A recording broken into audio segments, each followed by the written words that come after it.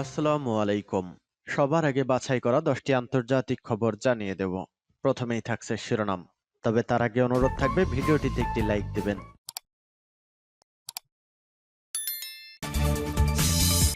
জানিয়ে দেব সর্বশেষ আপডেট আন্তর্জাতিক সংবাদ। শুরুতেই শিরোনাম। পাল্টা অভিযান চালাতে গিয়ে ইউক্রেনের 43,000 সেনা সদস্য মারা গেছেন।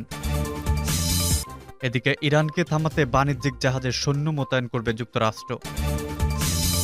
এবার নাইজারে হামলা চালাবে পশ্চিম আফ্রিকা।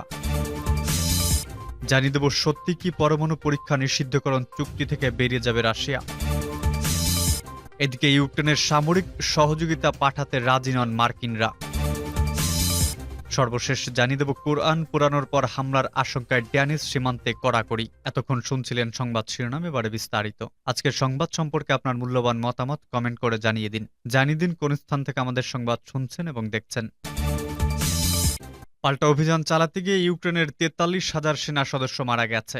রাশিয়ার বিরুদ্ধে ইউক্রেন গত 2 মাস আগে পাল্টা সামরিক অভিযান শুরু করার পর থেকে এ পর্যন্ত 43,000 সেনা সদস্য হারিয়েছে। গতকাল রাশিয়ার প্রতিরক্ষা মন্ত্রণালয় এই তথ্য প্রকাশ করেছে। জুন মাসের প্রথম দিকে ইউক্রেন বহুল আলোচিত রুশ বিরোধী পাল্টা অভিযান শুরু করে। রাশিয়ার প্রতিরক্ষা মন্ত্রণালয় আরও বলেছে, এই 43,000 সেনার মধ্যে আহত সেনা, বিদেশি ভাড়াটে যোদ্ধা এবং দীর্ঘপাল্লার ক্ষেপণাস্ত্র হামলায় যে সমস্ত সেনা মারা গেছে তাদের সংখ্যা ধরা হয়নি। রুশ পররাষ্ট্র মন্ত্রণালয়ের বিবৃতিতে জানানো হয়েছে, গত 2 মাসের যুদ্ধে ইউক্রেন মার্কিন নির্মিত 76টি M777 হাউজার এবং 84টি পশ্চিমা সেলফ প্রোপেলড আর্টিলারি সিস্টেম হারিয়েছে। এর পাশাপাশি নানা রকমের 4,900টি ইউনিট সামরিক সরঞ্জাম ধ্বংস হয়েছে, যার মধ্যে রয়েছে 25টি লেপার্ড সহ 1,800টি ট্যাঙ্ক এবং আর্মার্ড কমব্যাট ভেহিকল। 2022 সালের 24 ফেব্রুয়ারি রাশিয়ার ইউক্রেনের বিরুদ্ধে বিশেষ সামরিক অভিযান শুরু করে। এই যুদ্ধে আমেরিকা সহ পশ্চিমা দেশগুলো ইউক্রেনকে বিপুল পরিমাণ অস্ত্র ও সামরিক সরঞ্জাম দিয়েছে। তবে রাশিয়া বরাবরই বলে এসেছে, এসব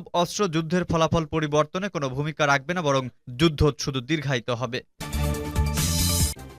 ইরানকে থামাতে বাণিজ্যিক জাহাজে সৈন্য মোতায়েন করবে যুক্তরাষ্ট্র। পারস্য উপসাগরের বাণিজ্যিক জাহাজগুলোতে সৈন্য মোতায়েনের নজিরবিহীন পদক্ষেপ গ্রহণের কথা ভাবছে যুক্তরাষ্ট্র। ওই এলাকা থেকে ইরান কয়েকটি ট্যাঙ্কার জব্দ করার প্রেক্ষাপটে এমন সিদ্ধান্ত নিতে যাচ্ছে মার্কিনিরা। যুক্তরাষ্ট্র ইতোমধ্যেই F-35 যুদ্ধবিমান এবং মেরিন সৈন্য পাঠিয়ে উপসাগরীয় এলাকায় তাদের সামরিক উপস্থিতি জোরদার করেছে। এছাড়া বাণিজ্যিক জাহাজগুলোতে ভবিষ্যতে মোতায়েনের জন্য 2,500 মেরিন সৈন্য নামানো হতে পারে বলে জানা গেছে। 5 জন মার্কিন কর্মকর্তা তাদের পরিচয় গোপন করে উদ্ধৃতি দিয়ে এপি খবর জানিয়েছে। এ ব্যাপারে আরব মিত্রদের সহায়তাও গ্রহণ করতে পারে যুক্তরাষ্ট্র। পরিচয় প্রকাশে অনিচ্ছুক এক কর্মকর্তা এপিকে বলেন, বাণিজ্যিক জাহাজটি যে দেশের পতাকা বহন করছে এবং যে দেশে নিবন্ধিত হয়েছে ওই দেশের সম্মতি নিয়ে তাতে সৈন্য মোতায়েন করা হবে। এই অঞ্চলের বদলে যেতে থাকা ভূ রাজনীতির প্রেক্ষাপটে এই মোতায়েন করা হচ্ছে। এই এলাকায় চীনের অবস্থান জোরদার হচ্ছে। গত মে মাসে মার্কিন মিত্র সংযুক্ত আরব আমিরাত, সৌদি আরব ও ওমান জানিয়েছে যে তারা চীনের নেতৃত্বাধীন নৌজোটে যোগ দিতে পারে। এই জোটে ইরানও আছে। নাইজারে হামলা চালাবে পশ্চিম আফ্রিকা। সামরিক অভ্যুত্থানের প্রেক্ষাপটে পশ্চিম আফ্রিকান জোট নাইজারে হামলা চালাতে পারে। পশ্চিম আফ্রিকার প্রতিরক্ষা প্রধানরা ইতোমধ্যেই কখন ও কিভাবে সৈন্য মোতায়েন করা হবে তা নিয়ে একটি পরিকল্পনাও তৈরি করে ফেলেছে। The economic community of West African state ECOWAS সামরিক হস্তক্ষেপের পরিকল্পনা ফাঁস করবে না। তবে সংস্থাটির রাজনৈতিক শান্তি ও স্থিতিশীলতা বিষয়ক কমিশনার আবদেল ফাতু মুসা শুক্রবার বলেছেন, ব্লকটির রাষ্ট্রপ্রধানরা সিদ্ধান্ত নেবেন। মুসা নাইজেরিয়ার রাজধানী আবুজায় 3 দিনের এক সম্মেলনের পর বলেন, সামরিক হস্তক্ষেপ চালানোর জন্য যেসব সম্পদের প্রয়োজন সব নিয়েই আলোচনা হয়েছে। ECOWAS ইতোমধ্যে জানিয়েছে নাইজারের ওপর অবরোধ আরোপ করেছে। তারা বলেছে, রোববারের মধ্যে নির্বাচিত প্রেসিডেন্ট মোহাম্মদ বাজুমের হাতে ক্ষমতা ফিরিয়ে না দেওয়া হলে অভ্যুত্থানের নেতাদের বিরুদ্ধে শক্তি প্রয়োগ করা হতে পারে। সংস্থার 15 সদস্যের একটি প্রতিনিধি দল বৃহস্পতিবার আলোচনার জন্য নাইজারে গিয়েছিল, কিন্তু বিমানবন্দরে আনুষ্ঠানিক বৈঠকে কোনো ফলাফল আসেনি। এদিকে নাইজারের সামরিক বাহিনী বাইরের হস্তক্ষেপ চালানোর হুমকির নিন্দা করেছেন। তিনি বলেছেন, এমন কিছু হলে তার বাহিনী প্রতিরোধ করবে। উল্লেখ্য, অভ্যুত্থানের 59 বছর বয়স্ক নেতা আব্দুর রহমান চিয়ানি 2003 সালে আইভরি কোস্টের সংঘাতে ECOWAS এর ব্যাটালিয়ন কমান্ডারের দায়িত্ব পালন করেছিলেন। ফলে তিনি ECOWAS BAS এর সামরিক অবস্থান সম্পর্কে ভালোই ধারণা রাখেন। এদিকে নাইজারের প্রতি সমর্থন ব্যক্ত করেছে মালি ও বুর্কিনা ফাসো। এই দুটি দেশও ECOWBAS এর সদস্য, ফলে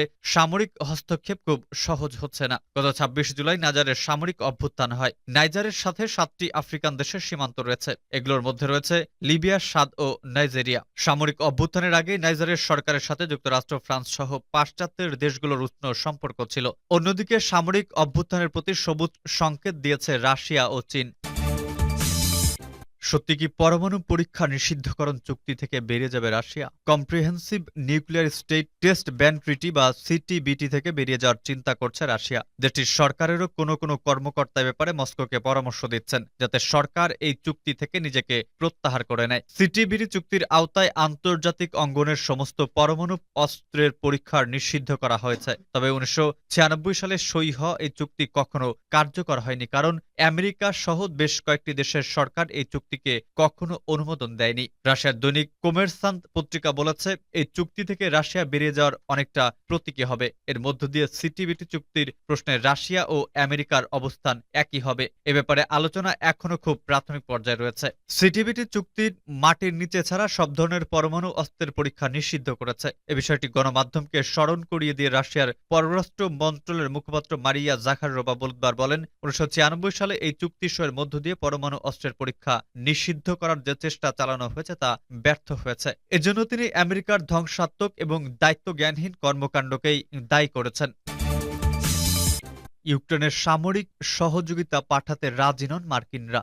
রাশিয়ার বিরুদ্ধে যুদ্ধ পরিচালনার জন্য ইউক্রেন সরকারকে আমেরিকা যে সামরিক সহযোগিতা পাঠাচ্ছে তার প্রতি এখন আর বেশিরভাগ মার্কিন নাগরিকের সমর্থন নেই। তারা বলেছেন, আমেরিকার উচিত ইউক্রেনকে সামরিক সহযোগিতা বন্ধ করে দেওয়া। ২০২২ সালের ২৪ ফেব্রুয়ারি রাশিয়া ও ইউক্রেনের মধ্যে যুদ্ধ শুরুর পর থেকে এ পর্যন্ত আমেরিকা ইউক্রেনকে হাজার হাজার কোটি ডলারের অস্ত্র এবং সামরিক সরঞ্জাম দিয়েছে।